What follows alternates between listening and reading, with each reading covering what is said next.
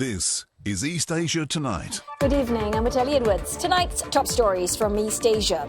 China's Foreign Minister Wang Yi set for a three-day visit in India, with steps towards managing border tensions high on the agenda. And the two Asian giants also looking to resume border trade 5 years after it was halted. We speak to an analyst about the significance of the move.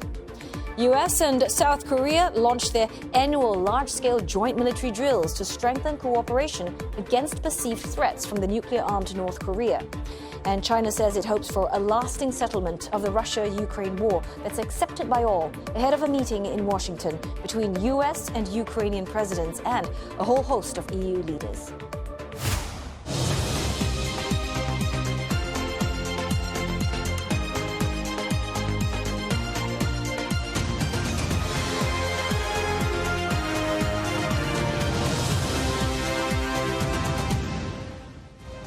Ahead on the bulletin, East Asian countries have seen waves of record-breaking heat this summer.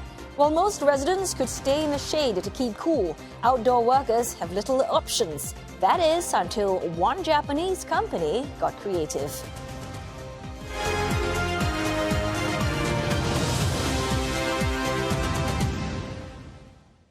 A pivotal moment for Asia's economic giants as China's top diplomat embarks on a high-stakes visit to India amid efforts to rebuild ties. Now, Beijing says that the country is ready to continue communication with Delhi on issues with a positive attitude. Long-running tensions along their shared border are expected to be high on the agenda during talks between Mr. Wang and Indian officials. Now, both sides are also looking to resume border trade after a 5-year halt, with India's foreign ministry emphasizing last week that Delhi has continued to engage with Beijing to facilitate that resumption through all designated trade points. Mr. Wang will be in India till 20th of August. He is expected to meet his Indian counterpart, External Affairs Minister S. Jaishankar, today. And then on Tuesday, the Chinese diplomat will hold the 24th round of talks between special representatives of China and India for boundary discussions. Also happening tomorrow, Mr. Wang will meet Prime Minister Narendra Modi to discuss the state of relations between the two countries. His trip comes ahead of the Indian leader's visit to China next week for the annual summit of the Shanghai Cooperation Organization in Tianjin. And for more, we are joined by CNA's Tan Guan in Shanghai, as well as Ishan Garg in New Delhi. But first, let's begin with you, Guan. So Wang Yi's visit, coming ahead of Indian leader Narendra Modi's trip to China, that is pretty significant, isn't it?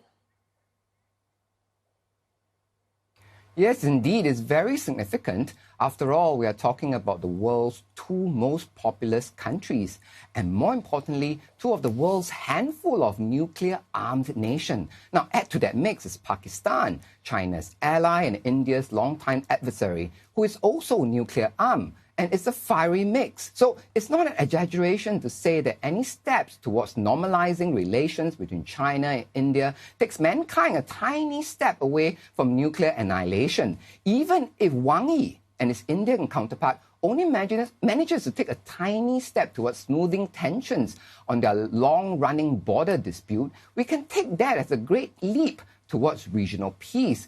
Even if there's no breakthrough in the border talks, so long there is no breakdown in the talks, we could safely say that India's Prime Minister's trip to China will proceed as planned, and that would be a big step towards easing tensions between the two nuclear-armed nations. We should also note that Wang Yi's meeting later today is only the second such meeting since a deadly clash between Indian and Chinese troops at their shared border about 5 years ago. Until their agreement on patrolling their common border last October, the 5-year-long standoff had hurt trade, investment, and air travel between the two giant economies, with China being number 2 in the world in terms of the size of its economy, and India being number 4 in the world rankings, respectively. We could say this is a huge chunk of the world economy. And if Prime Minister Modi travels to India to attend the summit of the Shanghai Cooperation Organization as planned later in the month, it will be his first visit to China in 7 years. So it is significant indeed. So, yeah, the meetup sounds promising, but you've mentioned it is a fiery mix. So what exactly is driving this latest push for closer ties? And I guess also what's at stake here? Well, any sort of political or military tensions is bad for business and subsequently bad for the economy. Before both India and China could forsake their bilateral trade for political reasons or various other reasons, by continuing their trade with the United States, which happens to be the biggest trading partner for both countries, if we discount trading blocs and rank each trading partner by country. Now, with the United States imposing high tariffs on both countries, you could say both nations now have added impetus to smooth tensions and to increase bilateral trade to make up for the fall in trade with the United States. Even if Washington, D.C. isn't a factor, this year is better than any for both sides to kiss and make up. It is, after all, the diamond anniversary or the 75th anniversary of the establishment of diplomatic relations between China and India. You can feel the keenness from both sides to mend ties, both from the frequency of meetings of high-level officials and the statements made. Now, China's foreign minister met India's national security advisor in June, and then he met his Indian counterpart in July. After both occasions, both sides expressed readiness to make use of the opportunities presented by the anniversary to deepen cooperation and maintain peace. On Thursday that just passed, China's foreign ministry spokesperson also said that China stands ready to work with India to cement mutual trust, practical cooperation, and properly handle differences. Now, these are all clear signs of a keenness to improve Sino-India relations. Oteli? Right, clear signs to boost bilateral relations, no doubt. Thanks so very much, Yu Guan. Let's now bring in Ishan Garg, who's standing by in the sweltering heat in New Delhi.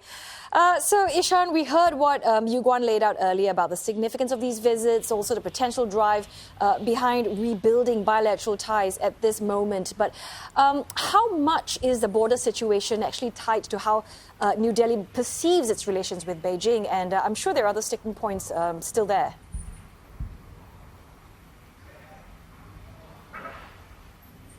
Absolutely. The border dispute, according to New Delhi, is the crucial point that both sides need to discuss. India's Foreign Minister, Dr. S. Jaishankar, as well as other top officials in India have said that until Beijing and New Delhi can resolve their border dispute, it's going to be problematic for both countries to move forward. This is a position that is rather unique from India's perspective, because China, on the other hand, has always said that the border question is something that can be handled by the two countries separately, and other ties, for example, trade and investments and people-to-people relations, that can all go forward. But New Delhi says that until the border question is solved, India and China's relations cannot be normal. So border talks are absolutely crucial. And we have seen in the past few years, especially since October last year, progress has been made in huge leaps. What we are yet to see, however, is this de-escalation of troops from the Himalayan borders. Both India and China have close to 50 to 60,000 troops still stationed at the borders, which means that once those troops are pulled back, only then we are going to see real substantial progress. And these border talks this week, they could be one way for these countries to reach that part. There are, of course, other sticking points. India's opposition parties are criticizing the federal government for not raising the issue of China's military support to Pakistan with China. So that's going to be another sticking point. We don't know yet if that's going to come up in the talks or not, because these talks seem to be focused mostly on resolving a part of that border dispute and also on setting the stage for Prime Minister Narendra Modi's historic visit coming up to China. Right, so quite a few sticking points there. And on top of that, we've got increasingly uncertain trade climate as well. How else do you think India can work with China in that regard?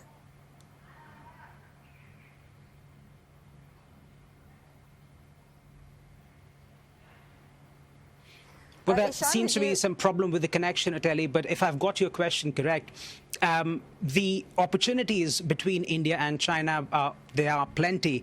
What we have seen in the past few months is that there's been a push from India and China's side to revive some people-to-people ties. New Delhi recently opened up tourist visa applications for Chinese nationals to come visit India. We've also seen calls being made within India to allow business visas to be made easier for Chinese nationals as well, so that technicians, businessmen, they can all come to India, and investments could also be liberalized. But we've yet to see a lot of progress on that front. But having said that, it would be unfair to say that all these progress, they might come easily, because there are still a lot of outstanding issues between New Delhi and Beijing. When you speak to political experts here in New Delhi, they say that the biggest reason why these two sides cannot move forward so rapidly is because there's been a huge trust deficit between the two sides, especially since 2020, when there was a deadly armed clash between the two countries. But at the same time, because of the geopolitical situation of Asia, and also because of US tariffs, we are seeing New Delhi and Beijing coming together. There's also speculations about New Delhi resuscitating this RIC, this trilateral Russia-India-China dialogue as well, which could be another opportunity for New Delhi and Beijing to come together. We'll be keeping a close watch on China-India relations in the coming days. Thank you so much to you both. CNA's Tan Yuguan in Shanghai and Ishan Gag in New Delhi. All right, going to go for a short break now, but coming up next on East Asia tonight, China and India looking to restart border trade. Could this open the path to broader collaboration between the Asian giants? Well, we'll be speaking with an analyst. And Japan's export of used cars getting a boost after Sri Lanka lifts a ban on auto imports.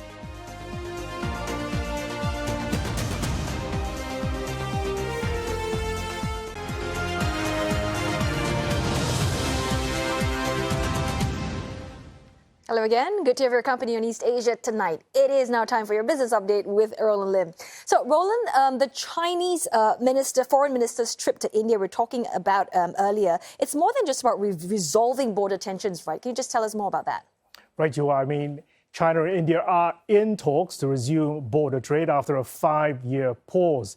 Cross-border trade, which took place at only 3 trading posts, was halted back in 2020 owing to the COVID-19 lockdown. But ties soured that year after a series of border clashes that left more than 20 soldiers dead on both sides.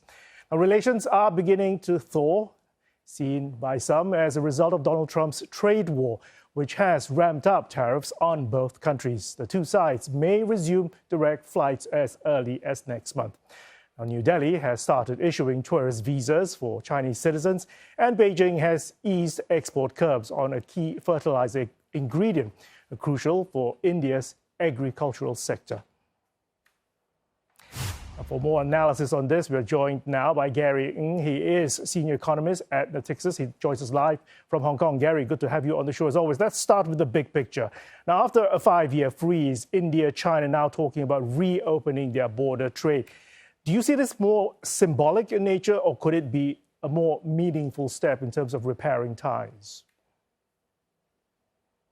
Well, indeed, I do think that it is a very important gesture as we see between China and India in this warming of the relationship. But of course, what we see so far is really about this rebound from a very low level, because the relationship has been really rather bad, at least on the surface, over the past few years. But what we need to see further is really whether there will be further collaboration across all fronts. Because on the one hand, of course, if you look at trade and investment, both sides still have massive room for further growth. But at the same time, there are also other concerns that these countries may have.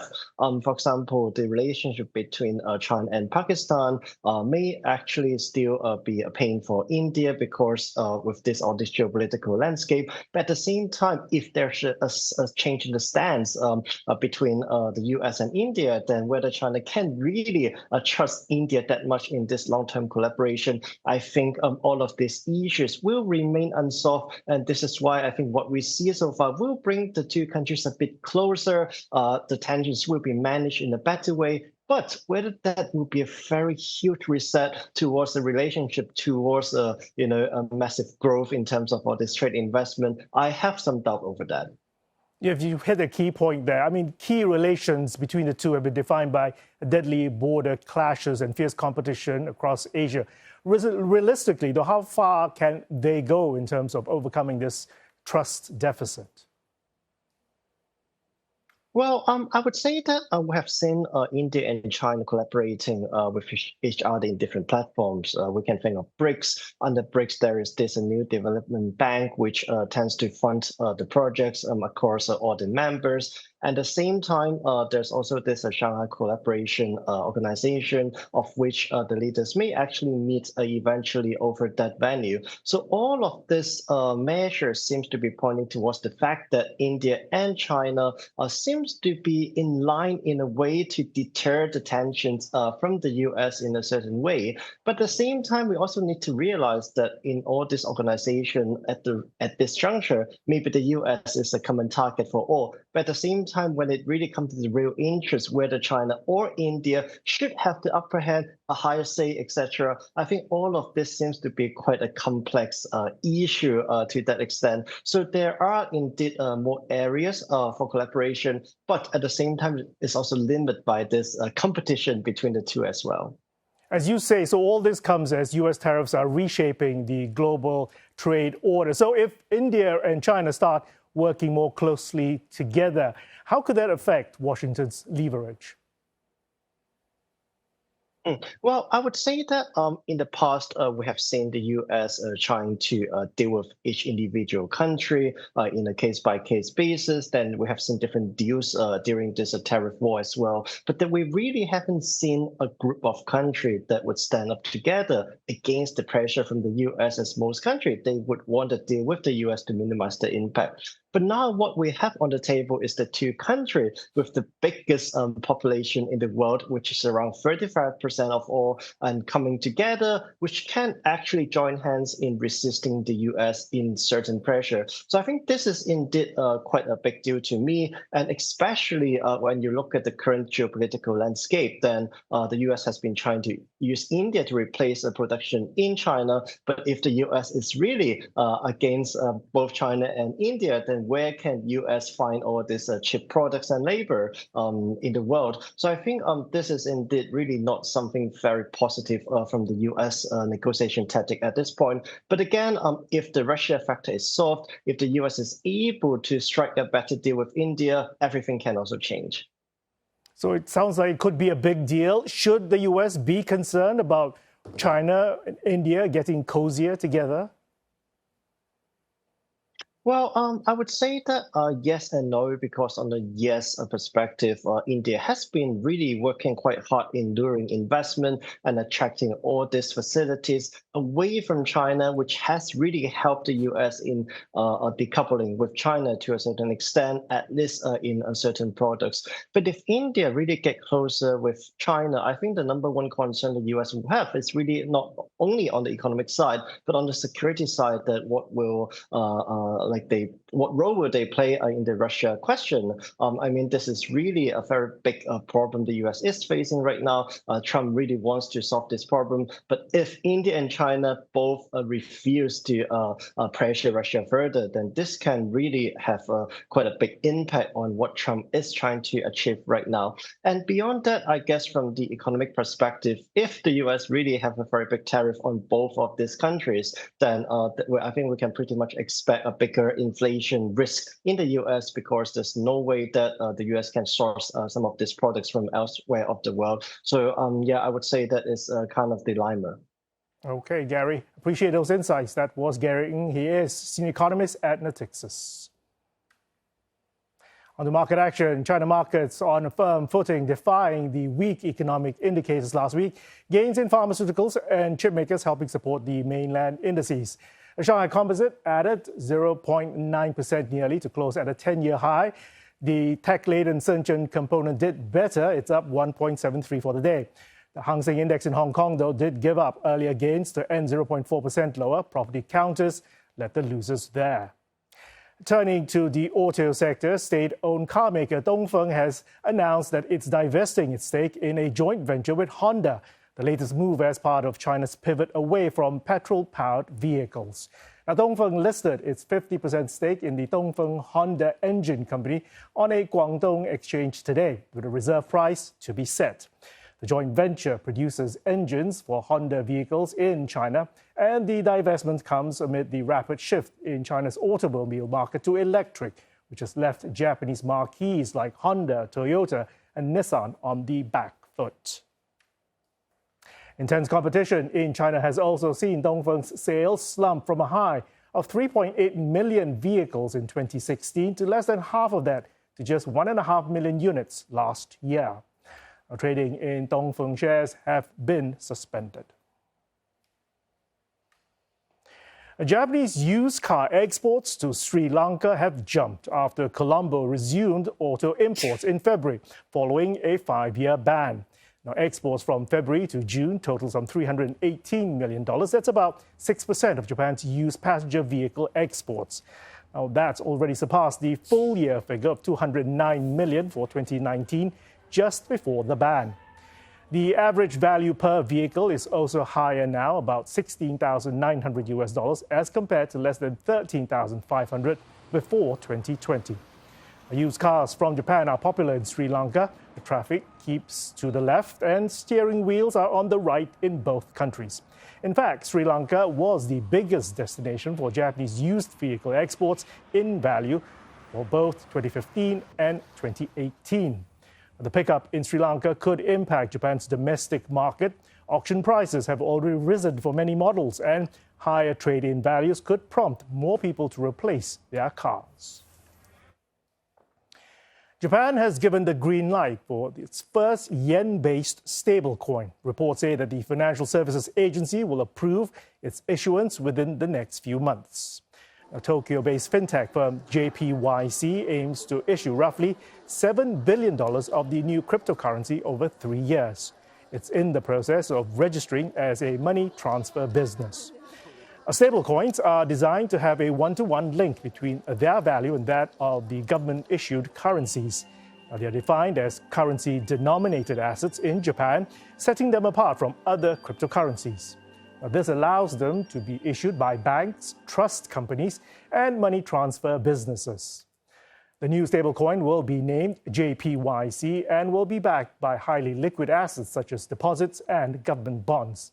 They can be used for international remittances, such as sending money to students abroad, as well as corporate payments and blockchain-based asset management services.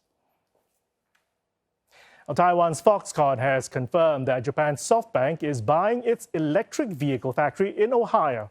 Together, they will pivot to build AI data centers under the $500 billion Stargate project. Foxconn and SoftBank have formed a joint venture in the U.S., each holding a 50% stake. SoftBank will provide land and equipment for the data centers, while Foxconn will be in charge of producing the servers. The collaboration will make Ohio the latest AI server production hub in the U.S. for Foxconn. The Stargate project is part of U.S. President Trump's manufacturing push and aims to secure American dominance in AI. And that's the latest in business. Oteli. Thanks so very much, Roland. A time now for another break, but coming up on East Asia tonight, Chinese companies, in a bid to shield themselves from U.S. import tariffs, are increasingly eyeing regional markets, such as Indonesia, to set up their operations. Is that only the beginning of a larger sustained wave? Well, we'll be finding that out from an expert.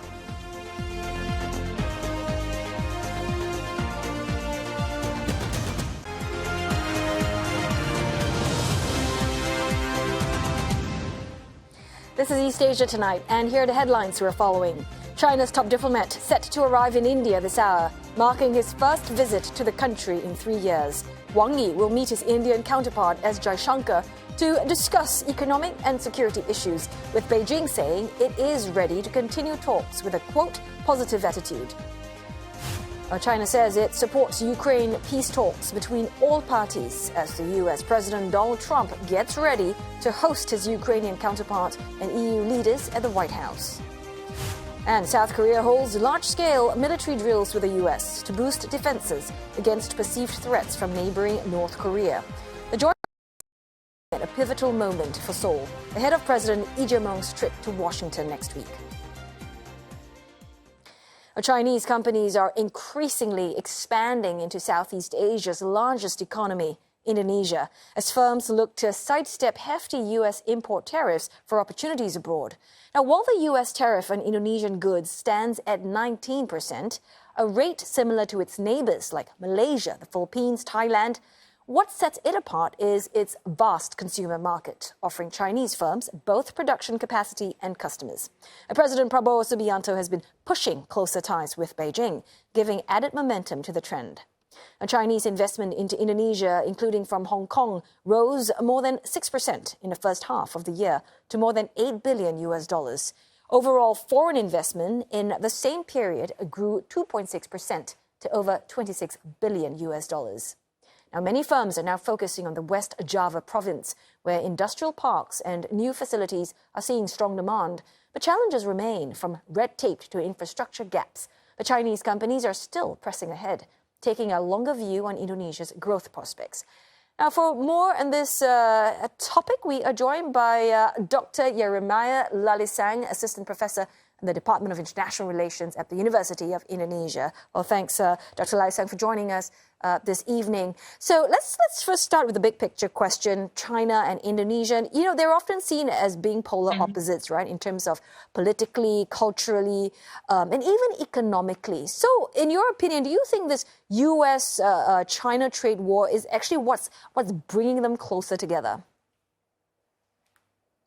Yeah, I think on the one hand, Indonesia's trade agreement with the United States appears to enhance Indonesia's relative attractiveness, especially in the eyes of Chinese business. However, it is crucial to understand that from America's perspective, trade deals serve as means to achieve larger strategic objectives in the context of U.S.-China rivalry. So in this framework, I want to emphasize that tariffs functions as tools to disrupt China's positions in the global supply chains. And this dynamic is clearly evident if we see the joint statement between the United States and Indonesia, particularly regarding the critical minerals. We know that China dominates nickel processing sector in Indonesia, and Indonesia's commitment in the joint statement is to remove export restrictions on critical mineral to the United States. And this commitment essentially comes at the expense of Indonesia's close engagement with China in this sector. And we know that Beijing has openly stated that it will not remain passive when partner countries make trade deals with the United States at China's expense. So on the one hand, it might brings Indonesia to more opportunities, to a closer economic engagement with China. But on the other hand, it might create some frictions as well, because China has made extraordinary investment and committed to comply with regulations established by Indonesia's government in critical mineral sectors. And because of the trade deal with the United States, Indonesia might open its market for critical minerals export to the United States. So I think there is a potential for Jakarta might find itself squeezed between, China and the United States. Yeah, so, and you know, that squeeze aside, I mean, there are also potential domestic struggles. I mean, like, because Indonesian businesses, I mean, they're often struggling to compete with cheaper Chinese imports, right? So how serious is this dilemma? Yeah, I think it's somehow it's quite serious because, right now, Indonesians welcome Chinese manufacturing products, but at the same time, the influx of Chinese manufacturing products in Indonesia also can be perceived as competitors to our own Indonesia's manufacturing capacity. Yeah? So I think the challenge will be for Jakarta, for Indonesia's governments to create the balance within how to open the market for, more affordable and, better quality Chinese manufacturing products, but at the same time, make use of this opportunity of the relocations of Chinese business in Southeast Asia and especially Indonesia to ensure that two things can be delivered, which is the job creations and transfer of technology. I think it is very, very important. Yeah, so speaking of job creation, I mean, there's the social angle part of it, right? Because with Chinese investment, that brings jobs to local Indonesians. But at the same time, also more Chinese workers will be working in Indonesia. And that apparently sometimes fuels this anti-Chinese sentiment.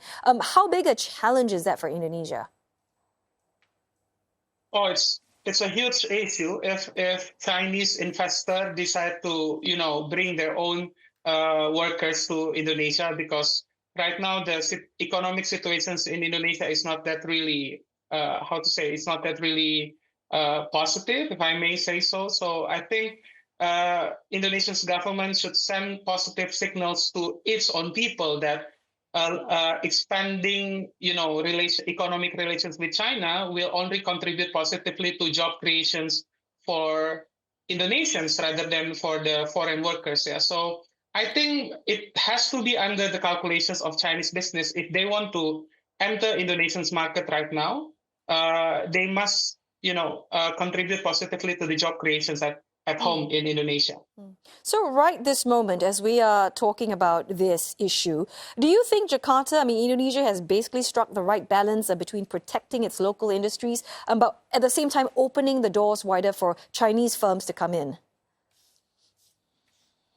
I think it remains to be seen, because right now, to the best of my knowledge, there is no like a clear grand strategy from Jakarta right now on how to facilitate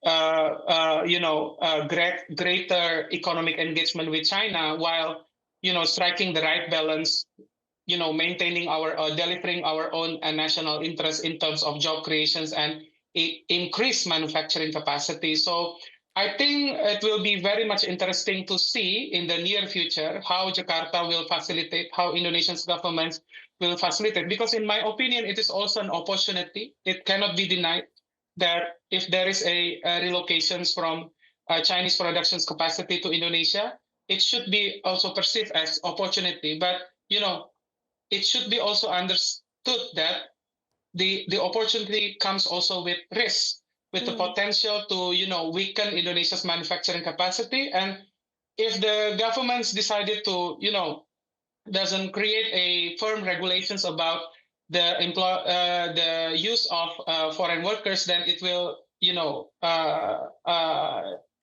threaten directly the employment situations in Indonesia. Yeah, so speaking of the future risks, you talk about all these opportunities that Indonesia could potentially enjoy, but are you also saying that Indonesia at the same time could be more dependent on China in ways that perhaps could be risky? I think it is the time for Jakarta to also explore, to diversify its foreign partners in terms of investment. So I think opportunity is quite also expansive right now. So it is the challenge for Jakarta to find to diversify its economic partner right now. And I think by striking the deals with the United States could also be seen as a signal from Jakarta to at least to start better relations with the United States. So the challenge for Jakarta right now is to how to maintain the current status of closer economic relations with China, but also expanding its economic relations, starting to improve its talks with Washington and other potential partners as well. But unfortunately, in my understanding right now, it seems that President Prabowo, in terms of foreign policy conduct, President Prabowo sent all similar positive signals to as many as possible foreign partners. Then it seems that President Prabowo right now only want to engage with as many as possible partners, but it's also create confusions then which partner that President Prabowo put emphasis more, I guess. Right. We'll have to see how sustainable is this balancing act. Thank you so very much for your time and thoughts, Dr. Yeremia Lalisang, Assistant Professor at the Department of International Relations at the University of Indonesia. Now, turning our attention to South Korea now. It has started its annual large-scale joint military exercise with the U.S. today, seeking to bolster the nation's defenses against nuclear-armed North Korea. Ulchi Freedom Shield is an 11-day drill that involves some 21,000 soldiers, the bulk of them South Koreans, in computer-simulated command post operations and field training. South Korea has also begun a 4-day civil defense exercise that's often scheduled alongside the allies' summertime drills, which involves thousands of public workers. Now, the joint military drills between the allies come at a key moment for South Korea, as President Lee Jae-myung prepares for a summit with Donald Trump in Washington next week. The American leader has been demanding higher payments for U.S. troop presence in South Korea, raising concerns in Seoul. Now, the drills could also trigger a response from North Korea, which had often described the allies' exercises as rehearsals for invasions. No Kwang-chol, the North's defense minister, said last week that the drills represent the allies' stance of a military confrontation with North Korea, as he warned that his forces stand ready to counteract any provocation that crosses the, quote, boundary. The South Korean President Yi he's been seeking diplomatic engagement with the North since taking office in June. He said that he wants to restore a 2018 inter-Korean military agreement designed to ease border tensions and has called on Pyongyang to respond to Seoul's efforts to rebuild trust and revive talks. 국방부는 정부의 한반도 평화 구축 노력을 뒷받침하기 위해서 군사 대비 태세를 유지하는 가운데 실효적인 긴장 완화 조치들을 지속해 나가겠다는 말씀을 대신하겠습니다. Now, American lawmakers are in East Asia this week as part of an ongoing process to tap on their allies' shipbuilding expertise to augment the U.S.'s own capabilities. Now, this comes amid concerns within Washington over China's shipbuilding capacity, which greatly exceeds that of America's. Democrat Senators Tammy Duckworth and Andy Kim are holding meetings with shipbuilders in South Korea and Japan. They want to look into possible joint ventures to construct and repair non-combatant vessels for the U.S. Navy in the Indo-Pacific and also bring in possible investments to boost shipyards in America. U.S. President Donald Trump is seeking to revive his country's shipyards, which only accounted for some 0.1% of the global capacity last year. China, which is leading by a huge margin, produced 53%. South Korea and Japan are the second and third largest shipbuilders globally. Both South Korea and the U.S. are already taking steps towards cooperation on that front. Seoul, as part of its tariff talks with Washington, proposed to invest $150 billion in the flagging U.S. industry. And in a sign of rising competition, China this month merged two state-owned shipbuilders to form the world's largest. The combined entity, known as China State Shipbuilding Corporation, can produce vessels ranging from aircraft carriers to nuclear submarines and commands more than 20% of the world's capacity. Now, a Hong Kong court has begun hearing final arguments in the landmark national security trial of pro-democracy media tycoon Jimmy Lai. If convicted, he could be sentenced to life imprisonment. Dozens showed up at the courthouse to witness the final stage of the high-stakes trial. The hearing was twice delayed last week due to the weather and concerns over Lai's health. The 77-year-old was said to be suffering from heart palpitations and has since been given medicine and a heart monitor. The judge said that he's been certified as mentally and physically fit for court. The closing arguments are expected to last about 8 days, but it could take weeks or even months before judges arrive at a verdict. Jimmy Lai, who founded the now-defunct Apple Daily, was arrested back in 2020 under a national security law imposed by Beijing following anti-government protests in 2019. The 77-year-old has pleaded not guilty to 2 charges of conspiracy to collude with foreign forces and a charge of conspiracy to publish seditious material. Breaks up next, but coming up on East Asia tonight, European leaders hoping to shore up support for Ukraine's president ahead of a meeting with Donald Trump at the White House.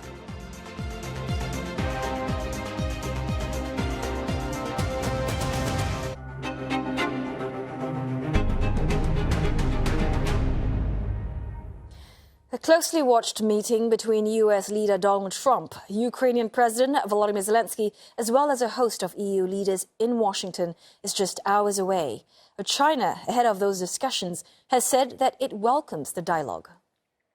中方支持一切有利于和平解决危机的努力，乐见俄美双方保持接触，改善彼此关系，推动乌克兰危机的政治解决进程。我们期待所有的当事方和利益攸关方都能适时参与到和谈进程中，尽早达成一个公平、持久、有约束力，并且能够为各当事方接受的和平协议。Mr. Zelensky, as he arrived in Washington, said on social media that he hopes that his country, along with the US and EU, can, quote, force Russia into a real peace. That's after US President Donald Trump said on his Truth social platform that Ukraine cannot get back Crimea, nor can it join NATO. He added that Kyiv can end the war with Moscow almost immediately if President Zelensky wants to or continue to fight. It comes as Mr. Trump's special envoy, Steve Witkoff, revealed that Russian President Vladimir Putin had agreed to the US and Europe potentially offering security guarantees to Ukraine. Mr. Witkoff said that this could be similar to Article 5 of NATO's collective agreement, which essentially states an attack on one member is regarded as an attack on all. Mr. Witkoff had joined Friday's Trump-Putin summit in Anchorage. He said that President Trump's meeting with his Ukrainian counterpart and other European leaders today would be to drill down on what Kyiv and Europe needs for them to feel safe. Mr. Zelensky has hailed the U.S. offer of protection as historic. He said he and other European leaders would be pressing Mr. Trump for the details. Well, Germany's foreign minister has called for pressure to be ramped up against Russia following a meeting with his Japanese counterpart in Tokyo. Now, Mr. Johann Wadpol believes that it could push Moscow into making concessions towards what he calls a just and lasting peace. So blicken Deutschland und Japan heute gemeinsam, und es ist vermutlich nicht übertrieben zu sagen, die ganze Welt nach Washington. Dort finden wichtige Gespräche zwischen Präsident Trump, Präsident Zelensky und den europäischen Alliierten statt. Es geht um Elemente einer Verhandlungslösung auf dem Weg zu einem gerechten Frieden für die Ukraine. Feste Sicherheitsgarantien sind dafür zentral, denn die Ukraine muss auch nach einem Waffenstillstand und Friedensschluss in der Lage sein, sich wirkungsvoll zu verteidigen. Well, the German foreign minister also called out against the perceived Chinese support for Russia. He stressed that without Beijing's support, Moscow's war against Ukraine would not have been possible. European leaders are expected to argue against a plan to swap land when they meet at the White House, on top of seeking further clarity on what security guarantees the U.S. is willing to offer. President Zelensky has insisted Ukraine will not cede any territory to Russia as part of ending the war. He says that Ukraine's constitution makes it impossible to give up territory or trade land, and that if the territorial issue is so important to Russia, then President Putin should sit down for trilateral talks with the U.S. But Moscow has its own set of demands. It reportedly wants Ukraine to give up the entire Donbas region, which includes Donetsk and Luhansk, and also surrender several cities it currently controls. If Kyiv concedes, reports say Russia is willing to freeze the front lines in the southern regions of Kherson and Zaporizhia. Russian forces currently control most of Luhansk and about 70% of Donetsk.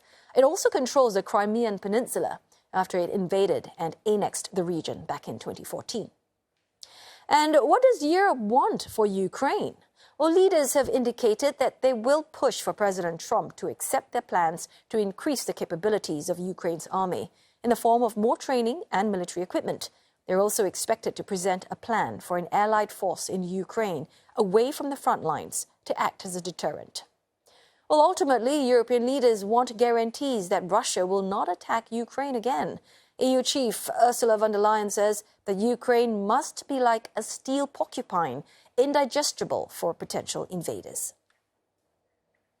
President Trump had failed to secure any commitment from Vladimir Putin to end the war following his highly anticipated summit in Alaska.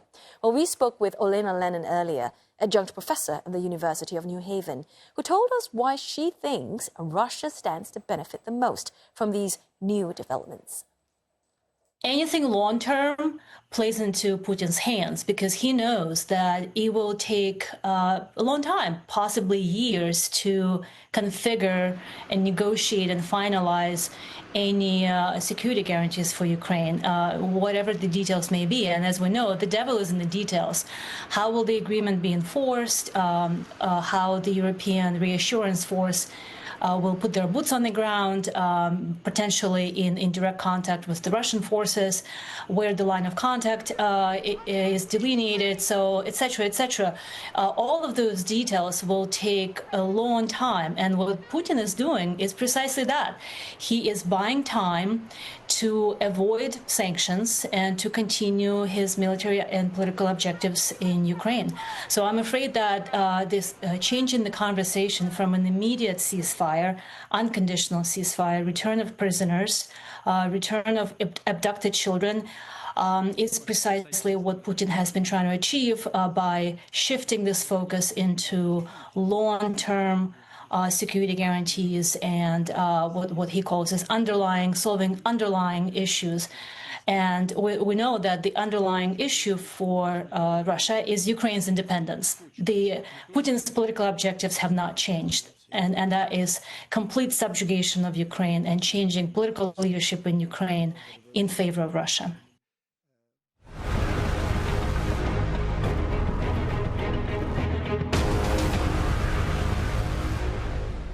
It looks like Japan is sweltering under a dangerous heat wave, with temperatures climbing close to 40 degrees Celsius across several regions. Now, heat stroke alerts are in place in 20 prefectures, from Kanto Koshin to Kyushu.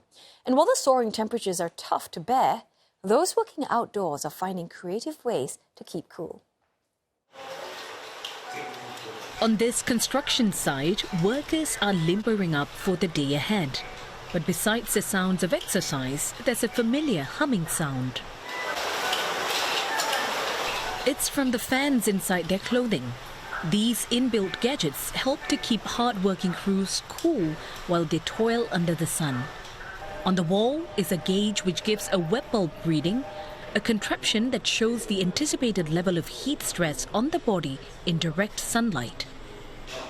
With temperatures climbing higher, such jackets are becoming a necessity for workers to function at their peak. 疲れのたまりが違う。家帰ってもホテルが取れなくて、だけど昼間空調服を着ていることによって帰ってからの疲れが全然違います。Interest in these kuchofuku or air-conditioned jackets has been increasing in Japan. Takeyo Kurumizawa made the first design of the air-conditioned jacket many years ago. It took about 6 months to come up with a working product.